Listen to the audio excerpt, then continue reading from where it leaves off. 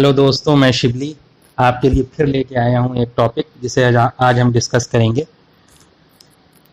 तालिबान और super power America में फिर ठनी। 2001 में 9/11 के बाद अमेरिका अफगानिस्तान पर हमलावर हुआ। उस वक्त वहाँ तालिबान का राज था, हर तरफ अमन था। अमेरिका आया था 9/11 के हमलावरों का खात्मा करने, ऐसा उसका कहना था। लेकिन 20 साल अफगानिस्तान में जंग करने के बाद भी अमेरिका तालिबान को ख़त्म नहीं कर सका। इस जंग की बड़ी कीमत अफगान अवाम ने चुकाई, साथ ही अमेरिका ने भी अपने फ़ौजियों के 2400 ताबूत अफगानिस्तान से उठाए। अमेरिकी खुफिया एजेंसी CIA ने अफगानिस्तान में इतिहास रचा। CIA के इतिहास में सबसे ज़्यादा ऑफिसर अफगानिस्तान में मारे गए, यहाँ तक कि CIA का मिडिल ईस्ट और साउथ एशिया का चीफ भी। अमेरिका ने अफगानिस्तान में अमेरिका ही के मुताबिक $2200 बिलियन गंवाए। आप जानते हैं कि अमेरिका दुनिया का सबसे बड़ा कर्जदार मुल्क है। अमेरिका के ऊपर 29 ट्रिलियन डॉलर का कर्ज है। अमेरिका ने अफगानिस्तान में $2200 बिलियन गंवाए। अगर हम इसका कंपैरिजन करें तो पाकिस्तान की GDP साइज से 8 गुने से भी ज़्यादा पैसे अफगानिस्तान में अमेरिका ने गंवाए। अमेरिका का इस जंग में कामयाबी ये है कि तालिबान टेररिस्ट का खात्मा करने आए थे, खात्मा तो ना कर सके, तालिबान के साथ एग्रीमेंट कर लिया। सीधा सा मतलब है टेररिस्ट के साथ, वो भी तालिबान की शर्तों पर। 29 मई को एक प्रोग्राम में अमेरिकी फ़ौज ने न्यू काबुल फ़ौजी अड्डा खाली कर दिया और अशरफ गनी सरकार के हवाले कर दिया। अमेरिका की फ़ौज को सितंबर 2021 तक अफगानिस्तान छोड़ देना है।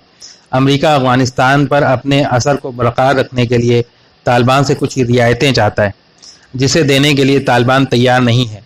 3 मुद्दे ऐसे हैं जिस पर तालिबान और अमेरिका आमने सामने हैं और तालिबान किसी भी तरह पीछे हटने को तैयार नहीं। आइए जानते हैं वो 3 मुद्दे क्या हैं। पहला मुद्दा, अमेरिका अफगानिस्तान से निकलने के बाद भी काबुल में इम्पॉर्टेंट जगहों की हिफाजत, काबुल एयरपोर्ट की हिफाजत और काबुल में अमेरिकी एम्बेसी की हिफाजत के लिए 1000 नेवी सील कमांडोज रखना चाहता है, जबकि तालिबान इसका मुखालिफ है। तालिबान का कहना है कि अमेरिका सिर्फ अपनी एम्बेसी की सिक्योरिटी के लिए ज़्यादा से ज़्यादा 200 कमांडोज रख सकता है।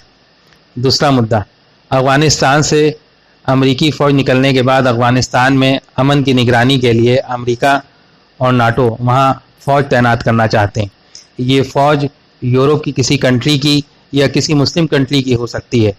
तालिबान ने कहा है कि तुर्की के अलावा किसी भी मुल्क की फ़ौज अफगानिस्तान में नहीं रह सकती, उसे सिर्फ तुर्की की फ़ौज काबिल कबूल है।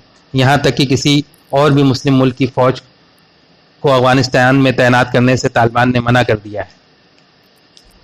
तीसरा मुद्दा, अमेरिका अफगानिस्तान से निकलने के बाद किर्गिज़स्तान, उज़्बेकिस्तान या पाकिस्तान में अपना फ़ौजी अड्डा कायम करना चाहता है, जहाँ वो अपनी 3000 से 5000 फ़ौज रखना चाहता है। वो अफगानिस्तान के इन पड़ोसी मुल्कों से अफगानिस्तान में ज़रूरत पड़ने पर ड्रोन अटैक, एयर स्ट्राइक करना चाहता है। साथ ही आर्मी की रैपिड एक्शन यूनिट रखना चाहता है, जो वक्त ज़रूरत पे इस्तेमाल की जा सके। तालिबान ने अमेरिका के इस मंसूबे की सख्त मुखालफत की है। पड़ोसी मुल्कों को ख़बरदार किया है कि अगर उन्होंने अपनी ज़मीन अमेरिका को दी तो उसके ज़िम्मेदार वो खुद होंगे। तालिबान इसका जवाब ज़रूर देंगे। तालिबान ने अमेरिका को कहा है कि ये दोहा एग्रीमेंट की खिलाफ वर्जी है।